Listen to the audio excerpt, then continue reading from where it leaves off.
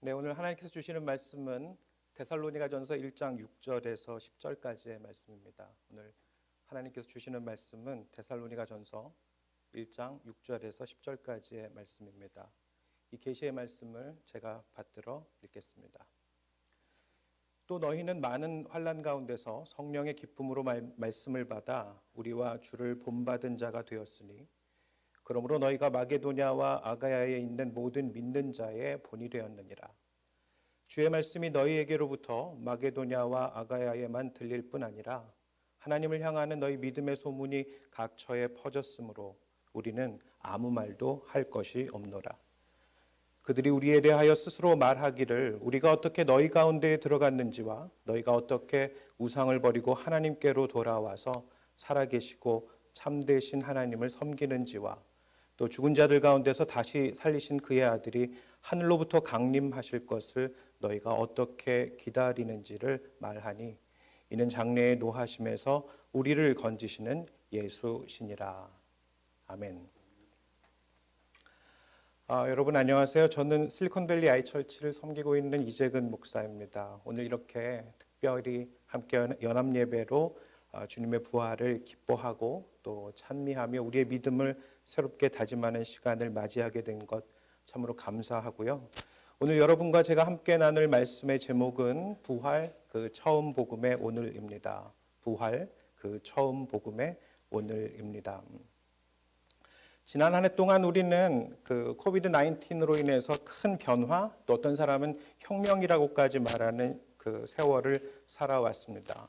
이 바이러스라고 하는 것이 얼마나 대단한지를 한번 좀 생각해 보면 사람들의 삶의 방식을 서로 만나서 이야기하고 소통하는 것이 가장 좋은 것이다라는 것에서 이제는 좀 떨어져 사는 것이 좋은 것이다라고 하는 것으로 이렇게 바꿔가면서 컨택트라는 말에서 이제는 언택트라는 그런 신조어까지 만들어 내게도 됐습니다. 그런데 가만히 생각해 보니까 이 바이러스가 얼마나 대단한가 보니까요. 여러분, 이 바이러스의 크기가 100나노미터라고 해요. 나노미터가 무슨 뜻인가 봤더니 이게 1미터를 10억 분의 1로 쪼갠 크기입니다. 근데 거기에 100나노미터라는 거예요. 그런데 그렇게 작고 작은 바이러스가 전 인류를 새로운 세상으로 밀어넣었다고 하는데요. 그걸 요즘 사람들이 뭐라고 말하냐면 메타버스라고 말합니다. 메타라는 말은 뭔가 초월한, 무언가 큰 이런 뜻인데요. 또 다른 세상 속으로 우리 사람들을 몰아넣어서 새로운 우주 속에 살아가게끔 만들었다는 거예요. 이게 무슨 소린가 보시면 여러분 2020년도 작년에 소비 트렌드라고 하는 것 가운데 굉장히 중요한 이슈가 무엇이었냐면 멀티플 아이덴티티입니다. 다시 말씀드리면 우리들의 이 자아가 아이덴티티가 자기의 정체성이 여러 가지로 이렇게 나눠져서 생성되기 시작했다는 거예요. 예를 들면 유명한 코미디언인 유재석 씨가 유산슬이라는 새로운 이름으로 이렇게 활동했던 거, 또 어떤 여성 코미디언이 자기 둘째 이모를 이렇게 잇대서 둘째 이모 김답이라는 이름으로 활동했던 것을 우리는 또한 알고 있습니다. 그러면서 사람들이 점점 실제 자기가 살아가고 있는 세상 아니고요, 가공되어진, 만들어진 세상 속에서 살아가고 있다는 것이고요. 그것 때문에 TVN에서는 아람브라 궁전의 추억이라고 하는 드라마까지 만들어내기도 했습니다. 조금 더 쉽게 설명드리면요.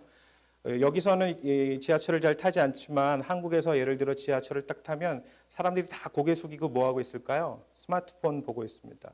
현실은 자기가 지하철 의자에 앉아 있지만 자신의 이 머릿속 세계, 가상의 세계, 상상의 세계는 어디에 있냐 하면 그 자그마한 스마트폰 하나를 통해서 지구 반대편에 있는 사람들과 소통하고 있는 거예요. 또 그 안에서 자기가 온라인으로 글을 쓰거나 책을 읽거나 자기의 스토리를 말하고 있다는 것이죠.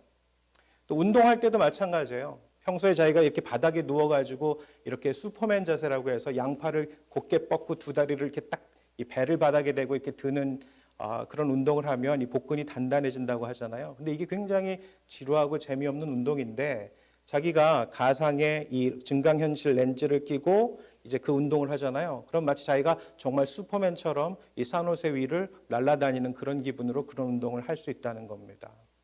디지털 공간과 현실 속 자신이 공존하는 거죠. 굉장히 인터레스팅하고 익사이팅한 그런 일이다 말할 수 있겠지만 그러나 또 거기로부터 비롯되어지는 우리가 유의해야 할 사항이 있습니다. 그건 뭘까요?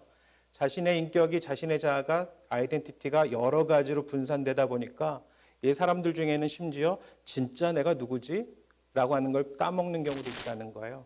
그래서 진아, 참된 자신의 정체성을 잊고 살아가는 사람들, 또 자신의 정체성을 다른 것으로 바꾸면서 심지어는 다른 사람들에게 해를 끼치는 사람들까지 나타난다는 겁니다.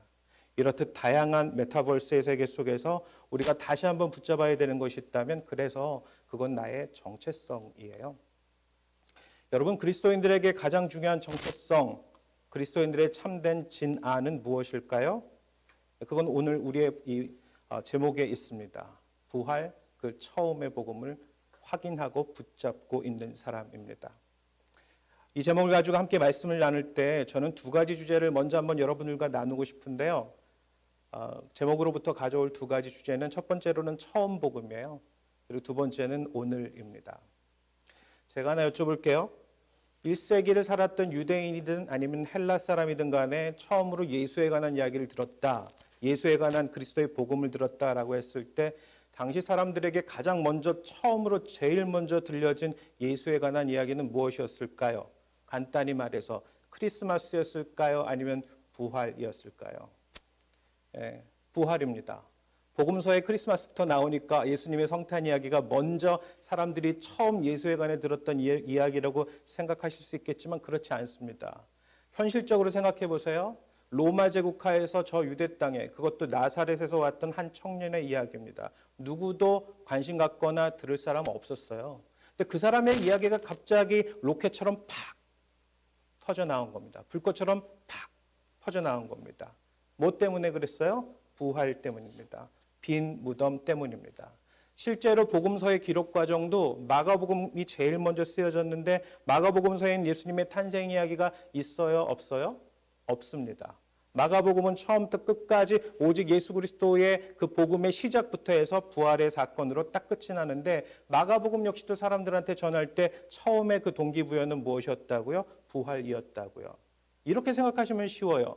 옛날에 텔레그램 전보라는 게 있잖아요. 이민자들이 이렇게 살아가시면서 70년대, 80년대를 살아가신 분들, 한국에서 급하게 전보가 왔어요. 어머니가 위독하시다. 그 전보 보내는데, 동생이 보냈는데 전보를 이렇게 보내요. 어머니가 어젯밤에 뭘 드셨는데 갑자기 급체를 했는데 그 다음날 아침에 화장실에 가시다가 그만 넘어졌는데 그것 때문에 뇌진탕이 왔다가 갑자기 그게 심장마비로 갔다. 그러니까 너 빨리 들어와라. 이렇게 설명합니까? 안 그래요. 가장 중요한 팩트만 딱 얘기합니다. 뭐예요? 어머니 위독하시다. 급거 귀국 요청. 이렇게 말합니다. 복음서가 쓰여졌던 시작점도 바로 그런 거예요. 예수 부활하셨다. 이것으로부터 시작된 것입니다. 그게 바로 처음 복음이었다는 거예요. 그런데 그 처음 복음을 정말 그때 당시 사람들이 처음 맞이했던 글이 있다면 그것은 복음서가 아니었습니다. 마태복음, 마가복음, 누가복음, 요한복음 같은 경우는 가장 빨리 기록된 것이 마가복음 70년대 정도에 기록됐거든요. 그런데 실제로 그때 당시를 살았던 사람들에게 예수의 부활과 복음에 관한 이야기가 먼저 기록되어지고 퍼져나갔던 이야기는 사도 바울의 가장 최초의 편지였던 데살로니가 전서입니다. 그래서 오늘 본문을 데살로니가 전서 1장으로 잡아본 것이죠. 데살로니가 전서는요, 마가복음이 쓰여지기보다 거의 한 세대 전에 기록됩니다. 한 50년경, AD 50년경에 기록됐는데 마케도니아 지역의 아주 중요한 항구 도시이자 또 로마 제국의 이 동쪽으로부터 서쪽을 연이어가는 아주 중요한 그런 도심으로 자리 잡고 있는 것이 바로 데살로니가였습니다. 사도 바울이 2차 전도 여행을 하고 바울과 실라가 이 빌립보에서 감옥에서 매를 맞고 감옥에 갇혀 있다가 이제 풀려나 나왔을 때 다음으로 간 것이 바로 이 데살로니가 지역이었습니다. 그리고 거기서 만난 유대인들 중에 예수 믿는 자들과 또 그리스도인들에게 복음을 전하면서 이 사도 바울은 아테네로 이제 또 밀려서 내려가게 됩니다. 아테네에 갔을 때 이 사도 바울이 자신이 사랑하는 제자 디모데를 데살로니가에 보내서 박해 중에 있고 어려움 중에 있는 데살로니가 교회가 과연 어찌 지내고 있는지를 다시 한번 확인합니다. 그때 거기로부터 굉장히 기쁜 소식을 듣죠. 어떤 소식이요? 데살로니가 그리스도인들이 매우 훌륭하게 부활의 참 증인이요 그리스도인 된 삶을 살아가고 있더라 라고 하는 소식을 듣게 됩니다. 그것에 기뻐서 사도 바울이 데살로니가 교인들을 고난 중에 있고 박해 중에 있고 압제 중에 있었으나 그들에게 다시금 용기를 불어넣고 참된 희망을 전하기 위해서 쓴 편지가 바로 데살로니가 전서인 것이죠. 그리고 그 초기 기독교 공동체로서 데살로니가 교회 공동체 안에는 우리가 이 제목으로 갖고 있는 부활 그 처음 복음이 아주 생생하게 살아 있었다는 겁니다. 그 점에서 여러분 우리 부활 메시지가 주는 신학적인 의미, 거기가 그 부활 메시지가 갖는 영적인 의미가 무엇인지를 한 번 더 확인해 볼게요. 여러분 부활이 어떤 사건이었어요? 예수 그리스도를 하나님의 아들로 인정시켜주는 사건이었습니다. 그를 다시 살리시고 부활의 능력으로 살리셔서 예수가 곧 하나님의 아들이심을 선포한 사건이었어요. 또 부활의 사건은 죄와 사망의 권세를 이기신 그리스도의 승리의 장면입니다. 그 승리가 도대체 나랑 무슨 상관이 있어? 이렇게 말할 수 있겠지만 그의 부활하심을 통해서 하나님과 우리 사이에 깨어졌던 관계가 새롭게 이어지고 만나지고 새롭게 연결되어질 수 있는 놀라운 회복의 역사를 이루셨다는 거예요. 그리고 마지막으로 정말 중요한 건 뭘까요? 부활의 사건을 통해서 교회가 시작됐다는 거예요. 그래서 교회를 말할 때 뭐라고 표현하냐 하면 종말의 공동체 또는 종말적 공동체라고 말합니다. 그런데 여러분 종말적 공동체, 종말의 공동체라고 할 때 우리가 좀 오해하지 말아야 되는 게 있어요. 그건 종말의 개념이에요. 정말 많은 그리스도인들이 또 교회 밖에 있는 사람들이 종말이라고 말하면 영어로 뭘 말하냐면 doomsday 또는 the end of the world를 말합니다. 그런데 정말 성경 안에서 종말이 뜻하는 바는 사실은 the end에 관한 이야기도 있지만 그건 a part of 종말이고요. 정말 종말의 의미는 무엇이냐면요. 내가 지금 here and now 부활하신 그리스도 예수를 나의 구주로 믿고 그분을 따라가는 삶을 살아가는 것이 바로 종말의 삶이라는 거예요. 그게 진짜 백이 종말이에요. 데살로니가 사람들 그런 의미에서 종말을 살았어요? 안 살았어요? 살았다는 겁니다. 어떻게 해요? 그리스도를 따라가는 본을 그들이 드러냈기 때문이에요. 아, 이제 예수님 오시면 세상 끝장나. 이제 곧 세상 끝날이야. 우리는 아무것도 희망할 게 없어. 이렇게 생각했다면 그들이 그리스도의 본을 따라 살았겠습니까? 아니에요. 집 팔고 논 팔고 다 모든 것 다 정리하고 나서 이제 무슨 휴거 사태처럼 주님 오실 것만 기다리는 사람들이 되었을 겁니다. 그런데 그렇지 않았다는 거예요. 참 부활하신 주님을 믿고 고백하는 그 고백 위에 그들의 오늘의 삶을 살았다는 겁니다. 그게 데살로니가 교회였다는 거예요. 저는 이 데살로니가 교회의 이야기를 기반으로 해서 근거로 해서요. 오늘은 우리가 함께 좀 고민하고 생각하고 또 새롭게 결단해 볼 내용으로 주제 설교로 함께 여러분 말씀을 나누고 있는 건데요. 여러분 제가 하나 여쭤볼게요. 제가 지금까지 말씀드린 데살로니가 교회하고요. 1세기의 교회입니다. 우리가 지금 살아가고 있는 21세기 교회하고요. 공통점이 있다면 무엇이어야 할까요? 이미 제가 다 말씀드렸어요. 첫째는 1세기의 교회나 21세기의 교회나 다 같이 무엇의 근거에 살아요? 부활하신 그리스도를 향한 믿음의 근거에서 살아요. 그런데 데살로니가 교회하고 또 지금을 살아가는 교회의 두 번째 공통분모가 있는데요. 그거는 각 교회가 다 각자 자신의 당대를 산다는 거예요. 자신들의 오늘을 산다는 거예요. 데살로니가 교회는 2000년 전에 자신들의 오늘을 살았던 겁니다. 그럼 오늘을 살아가는 우리들은 어디를 살아야겠어요? 아, 옛날에 초대교회가 이랬다더라. 그것 따라가서 살아가야 되겠어요? 아닙니다. 사실은 오늘을 살아야 된다는 거예요.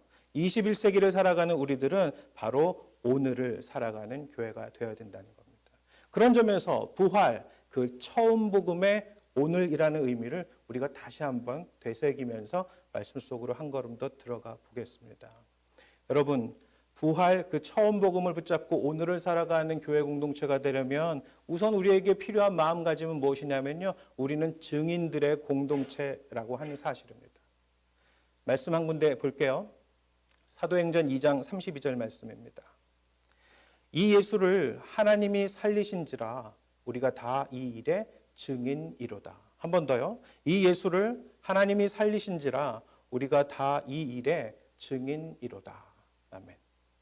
이건 베드로가 했던 말이니까 베드로만 여기에 해당되는 말일까요? 아니, 그렇지 않습니다. 초대교회를 향한 이야기였으니까 초대교회에만 해당되는 말이었을까요? 그렇지 않습니다. 이 예수를 하나님이 살리신지라 이 일에 다 우리가 증인이로다. 이 말은 바로 우리에게 지금 적용되는 말씀이에요. 여러분 한번 생각해 보세요.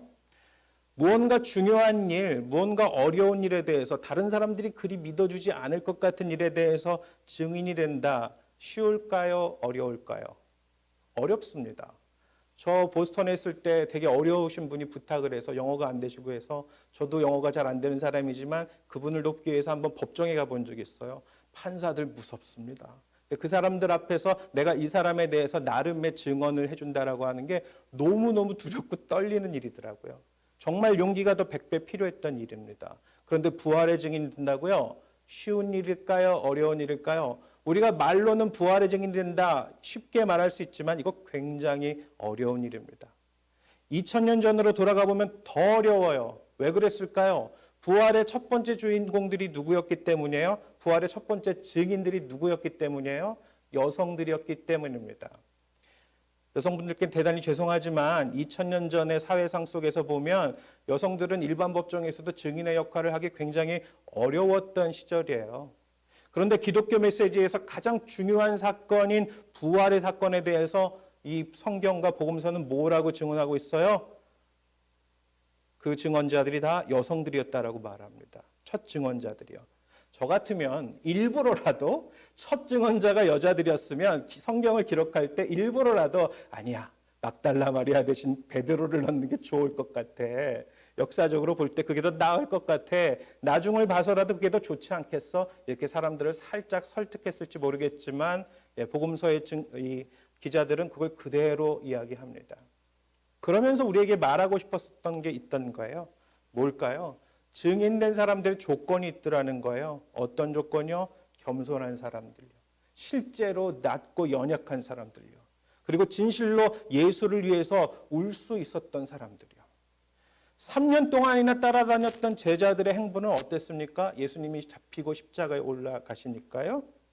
예수님을 뭐 구주라 그리스도라 고백하고 내가 죽기까지 따르겠노라 이렇게 말했지만 결국 남성 제자들은 어떻게 됐어요? 심지어 예수를 버리고 나서 비판하고 나서 심지어는 예수를 정신 나간 사람이라고까지 이야기하는 그런 수제자가 나오기까지 했습니다. 그런데 여인들은 어땠어요? 안식 후 첫날 됐을 때 그 무덤에 누가 가봤어요? 여인들이 가본 겁니다.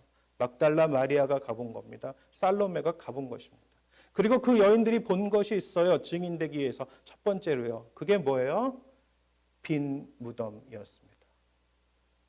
그림 하나 보시겠는데요. 이 그림은 제가 아주 좋아하는 그림이어서 우리 교우들께는 종종 소개합니다. 한스 홀바인이라고 하는 16세기 작가의 그림인 무덤 속의 그리스도예요. The Dead Christ, The Body of Dead Christ in the Tomb이 원 제목인데요. 이 한스 홀바인의 그림을 보시면 예수님이 이 관 안에 완전히 가로로 누워 있는 모습을 보게 됩니다. 피로 물든 갈비뼈 주변에 상처가 보이고요. 검은 발에 그 피의 상처가 보입니다. 그리고 섬뜩할 정도로 사실적으로 묘사되어져서 이 그림을 보면 좀 불쾌할 수도 있습니다.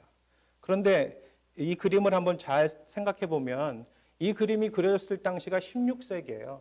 16세기에 이 그림을 본 사람들이 어떤 반응을 보였냐 하면 굉장히 놀라고 공포감까지 느꼈다라고 합니다. 왜 그랬을까요? 16세기의 서구 유럽의 교회들이 어땠어요? 휘황찬란했습니다. 16세기의 교회 안에서 주로 이야기되어지는 이야기들이 뭐였냐면 승리, 영광, 그리스도의 영광, 교회의 승리 이런 말들을 했었습니다. 그런데 그때 한스 홀바인이 이 그림을 사람들에게 보여줬던 거예요. 어떻게 해요? 우리가 승리의 주, 영광의 그리스도라고 믿었던 그분께서 실제로 십자가에 달리신 후에 당하셨던 일이 무엇이었냐? 이 놀라운 부활의 사건 이전에 겪어내셔야 했던 일이 무엇이었느냐? 그건 바로 저렇게 십자가에 처참하게 죽어가야 했다는 겁니다. 여러분, 부활의 증인이 된다라고 하는 것은요, 그 여인들처럼 주님의 누우셨던 몸을 보고자 하는 거예요. 우선은 그것입니다. 그리고 빈 무덤을 보는 것입니다. 그리고 그 빈 무덤을 보는 것 속에서 우리가 발견해내야 되는 것은 무엇일까요? 우리가 질문으로 던져야 되는 것은 무엇일까요? 깊이 생각해야 되는 것은 무엇일까요? 그것은 왜 주께서 저리 돌아가셨어야 했는가입니다. 그 누구 때문이에요? 우리 때문이라는 겁니다. 누구 때문이에요? 나 때문이라는 겁니다. 요즘 저는 이제 뭐 장 목사님하고도 얘기 나누고 박 목사님하고도 얘기 나누다가 나왔던 얘기도 하지만 제가 요즘 이렇게 세상을 돌아보면 사람들이 주로 이렇게 손가락질하거나 지적질하는 그런 죄들을 보면 여러 가지 윤리적인 죄들을 이야기합니다. 뭐 예를 들어 동성애 문제도 거기에 들어가 있습니다. 그런데 여러분 가만히 생각해 보면요, 성경에서 정말로 근원적으로 가장 하나님께서 싫어하시는 죄의 뿌리는 윤리적으로 드러나는 죄의 결실들이나 열매들이 아니에요. 하나님이 정말로 창세기로부터 가장 경계하시고 이것은 마치 간음과도 같다라고 하신 죄의 뿌리에 된 모습은 무엇이냐면요, 내 삶의 주인이 나라고 고백하는 거예요. 이거 지금 청년들한테 가장 위험한 죄입니다. 아, 나 똑똑해, 나 잘났는데 왜 나보고 자꾸 죄인이라고 그래? 천만에, 내가 당신 보고 뭘 잘못해서 죄인이라고 말하는 것이 아니야. 가장 우리가 유의해야 될 것은 내 삶의 주인공은 바로 나라고 믿는 그 철학과 소신과 신념과 거기로부터 빚어진 삶의 비전에 있어. 그게 제일 무서운 죄야라는 것을 우리가 무엇을 볼 때마다 확인해야 된다고요? 예수의 빈 무덤, 주님의 그 처참하게 죽어간 몸을 볼 때마다 확인해야 된다는 거예요. 그게 증인의 공동체의 출발점이라는 겁니다. 그럼 두 번째로 우리가 기억해야 될 증인된 공동체는요, 우리가 너무나 잘 아는 건데 그것은 성찬의 공동체가 되는 거예요. 제가 보스턴 대학 있을 때 공부할 때 박사 등 동기생들 중에 특히 선교학이나 선교 역사를 하는 백인 친구들은 너무너무 서운해요. 이게 역사와 이 선교를 공부하다 보니까 다른 사람의 처지에 대해서 너무너무 이해하려고 많이 애를 써요. 저랑 친해졌어요. 그러다가 어느 날 갑자기 저한테 야, 한국 음식 뭐 좋은 거 없냐 그래서 제가 옳다구나 하고 데려갔죠. 보스턴에 올스턴이라는 지역이 있거든요. 거기 가면 이렇게 한인 식당들이 쫙 있어요. 제가 그 친구들 데려다가 뭐 시켜줬냐면요, 부대찌개 시켜줬어요. 역사 공부했던 친구들이잖아요. 그래서 제가 말했죠. 야, 우리나라 코리안 워 이후에 한국 사회에 지금까지도 인기 음식 중에 하나가 뭐냐 하면 바로 이 부대찌개라는 거야. 부대가 뭔 말이냐? 이게 밀리터리 캠프를 말하는 건데 거기서 6.25 이후에 나온 뭐 동두천이나 양주나 송천이나 이런 지역에서 나온 미군들의 햄이나 소세지 또 치즈와 강낭콩 이런 것들을 버무려서 만든 아주 맛있는 음식이야 하고 이렇게 대짜로 시켜서 잔뜩 먹었죠. 아, 그러면서 제가 소개했죠. 이게 부대찌개라는 게 또 이 원료가 다른데 동두천은 햄하고 소세지가 많이 들어가고 송천 미군 부대에서 나온 거는 치즈하고 강낭콩이 좀 많이 들어가거든 하면서 소개해 줬습니다. 그러면서 한국의 역사를 이야기해 줬죠. 아, 친구들이 얼마나 진지하게 들으면서 맛있게 먹는지. 물론 한 친구는 양손에 물컵 딱 들고 먹고 물 한 잔 마시고 먹고 물 한 잔 마시고 하면서 그렇게 부대찌개를 먹었던 기억이 있습니다. 여러분, 사람이 뭘 먹고 사느냐 하는 것은 그 민족과 그 문화가 무엇을 관통해 왔는가를 말해주고 있어요.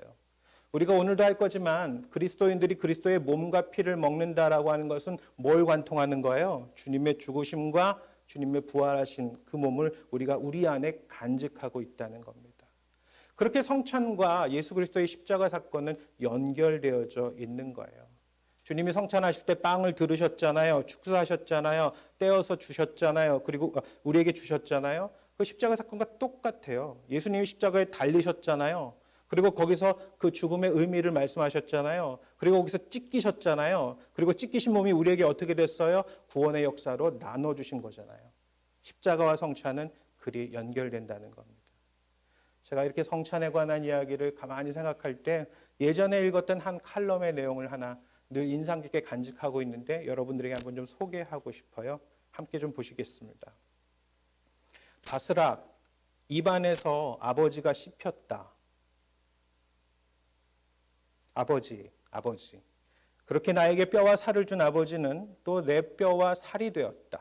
그 차가운 입맞춤, 차갑던 뺨, 벌써 아버지가 떠난 지 3년이 되어간다는 게 실감나자 다시 입안에서 아버지의 감촉이 느껴진다.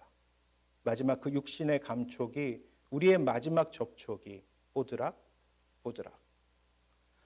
사실은 이 칼럼 내용 조금 무섭기도 하거든요.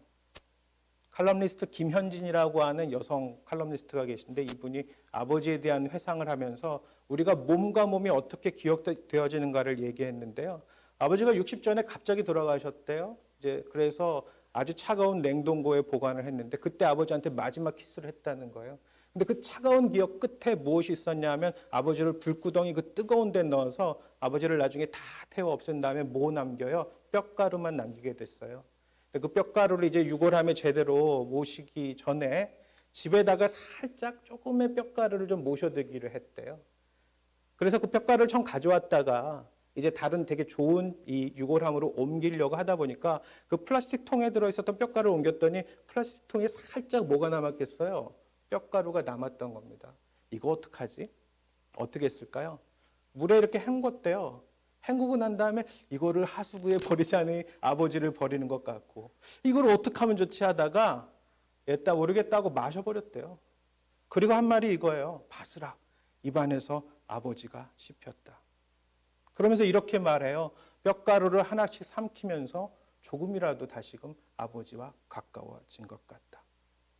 초기 그리스도인들에게 믿음이라는 건 뭐였냐면 그건 내가 무언가를 고백한다는 게 아니에요. 초기 그리스도인들에게 믿음이라고 하는 건 뭐냐면요.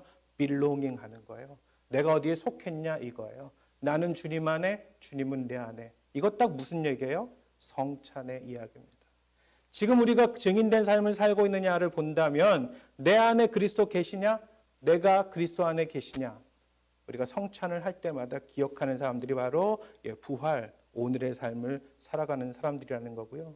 마지막으로 기억해야 될 것은요. 증인된 자들의 삶, 부활 그 처음의 복음을 사는 사람들은요. 본이 되는 공동체가 된다는 거예요. 이거 굉장히 중요합니다. 그냥 윤리적으로 본이 된다는 뜻이 아니에요. 믿음의 본질이 본이라는 거예요. 모범이라는 거예요. 행동이라는 거예요. 데살로니가 교회가 왜 바울에게 그렇게 칭찬받았냐면요. 이 사람들이 기가 막히게 본을 살았던 거거든요.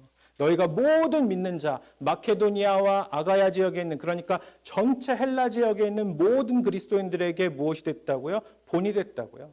그리고 너희들의 믿음의 소문이 너무 풍성해서 사실은 나나 신라나 너희들에게 더 이상 아무 말도 할 말이 없다. 너희 정말 대단하다. 이런 칭찬을 했던 교회가 바로 데살로니가 교회입니다. 근데 똑같이 본에 대한 이야기를 하면서 사도 바울이 매우 혼내고 비판했던 교회가 있어요. 어딘가요? 고린도 교회입니다. 그것과 비교해 볼 때도 믿음이란 무엇이냐면요.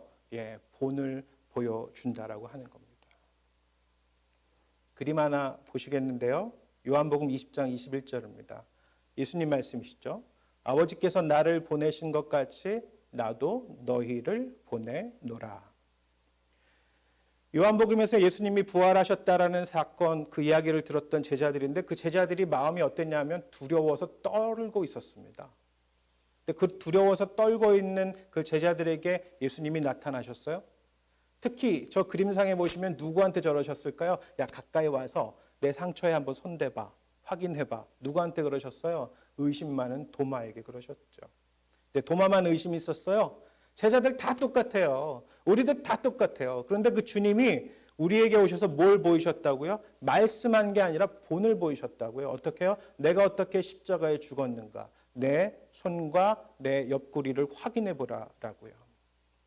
여러분, 이런 점에서 믿음은요.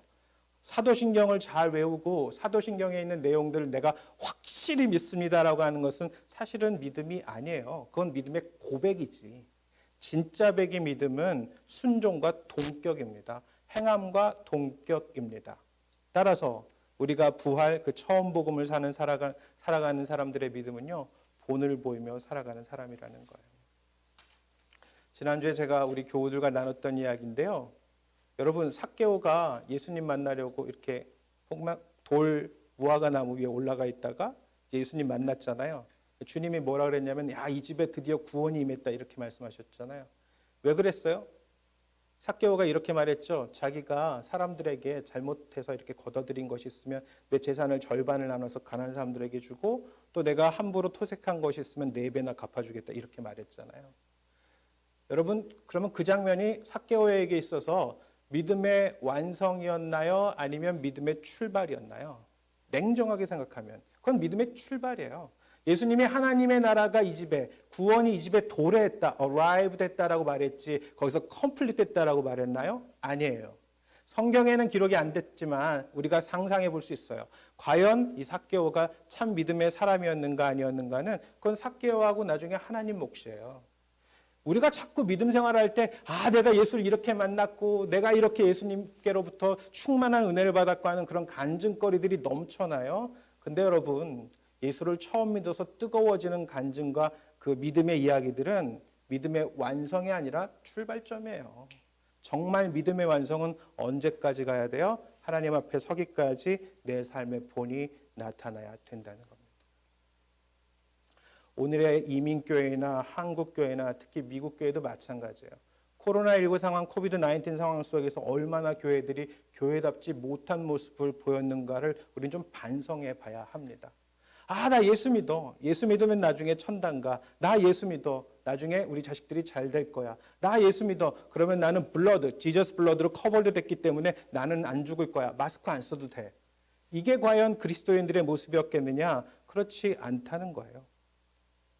자랑스러운 우리 100년 전 우리 한국의 초대 그리스도인들, 1910년대 특히 이북 5도 지역, 특히 저기 이북 선천 지역에서 1910년대에 대부흥이 일어났을 때 사람들이 나중에 역사가들이 이렇게 궁금해합니다. 아니 이 사람들이 뭘 알고 이렇게 대부흥을 이뤘을까? 그러면서 약간은 평가절하했어요. 어떻게 평가절하했냐면 이건 되게 사람들이 당시에 감정적으로 뭔가 부추겨져서 이렇게 된 거야. 이때 당시에 사람들이 뭔가 서구 문화에 대해서 깊은 관심을 가졌기 때문에 조선에 대해서 대단히 반감을 가졌기 때문에 이런 일이 생겨났을 거야라고 이렇게 평가절하했습니다. 그렇지만 여러분, UCLA에서 가르치고 있는 옥성덕 교수를 비롯해서 많은 역사가들이 말할 때 천만에 1910년대의 한국 교회가 오히려 지금 21세기 교회보다 훨씬 더 건강하게 성장했다는 거예요. 어떻게 해요? 본을 보이며 살았다는 거예요. 양반들이 옷을 걷어젖히고 종놈들이라고 부르던 사람들하고 같이 땅을 팠어요. 교회를 지었어요. 함께 한 자리에 모여서 어떻게 하면 우리가 더 이 세상에 더 건강한 교회가 되어질까? 어떻게 하면 여성들을 교육시켜 줄까? 어떻게 하면 우리가 더 건강하게 교회를 치리하고 정치하고 내 재정을 관리하며 살까? 어떻게 하면 이렇게 잘못된 풍습들, 조혼의 문제라든지 제사의 문제라든지 이런 것들을 잘 극복하며 나아갈까? 이것들을 함께 이야기했던 사람들이 100년 전 사람들이라고요. 근데 지금 우리 한국 교회들이 무슨 얘기예요? 어떻게 하면 교회가 부흥할까? 어떻게 하면 교회가 복을 받을까? 어떻게 하면 교회가 보다 더 큰 건물을 지을 수 있을까를 지난 한 달 동안 내내 해왔던 일이 되어버렸어요. 코로나 때문에, 코비드 때문에 교회가 어렵다고요? 천만에요. 코비드 전부터 교회는 이미 속은 상하고 있었던 겁니다. 어떻게 해요? 본을 보이지 못하는 교회가 되어졌기 때문입니다.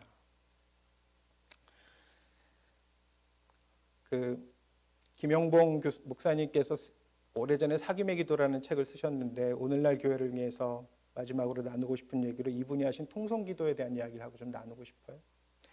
통성기도에는 이분 얘기로는 3가지가 있대요. 첫째는 통할 통자에서 뱃속에서 바로 위로 이렇게 내면서 이렇게 통소리로 내는 교회가 기도가 통성교회 기도라는 겁니다. 그러니까 소리 높은 외침을 말해요.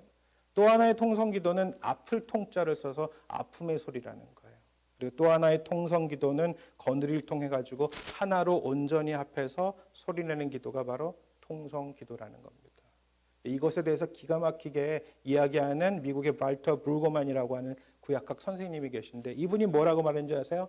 서구 사회는 이 통성, 소리내어 기도하는 소리의 기도를 잃어버렸다는 거예요. 그러면 한국 교회는 어떻게 해야 될까요? 회복해야 된다는 거죠. 어떻게 해요? 함께 아파하고 함께 외치고 함께 기도할 수 있는 그 통성기도의 공동체가 바로 본이 되어져 가기 원하는 부활 그 처음 복음을 살아가는 오늘의 교회의 모습일 수 있다는 겁니다. 그레이스 포인트 또 세화교회 그리고 실리콘밸리 아이처치가 함께하는 이 부활의 예배 속에서요. 오늘 말씀들 여러분 함께 쭉 따라오시면서 함께 깊이 기억하기 원합니다. 부활 그 처음 복음의 오늘이 바로 우리들의 교회 가운데 있어지기를 말씀에 의지해서 축원합니다. 기도하겠습니다.